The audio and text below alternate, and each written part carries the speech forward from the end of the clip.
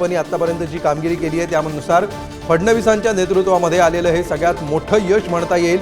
2014च्या साधारण जवळपास जाणारं हे यश असू शकतं। 2014 साली 122 जागा भाजपने जिंकलेल्या होत्या आणि आता तो आकडा भाजप क्रॉस करेल असं आपल्याला म्हणता येईल। 125 जागांवर सध्या भाजपने आघाडी घेत नवा उच्चांक सध्या स्थापित केलेला आहे।